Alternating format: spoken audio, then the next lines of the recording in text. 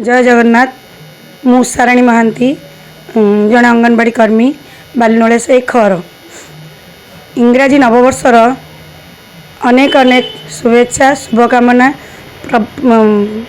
ओडिशावासी को समस्त को हार्दिक अभिनंदन। यही नुआ वर्षटी को आम किपरि भाव में सुचारू रूपे तुलाइबा सेटा आम मान निर्भर करे।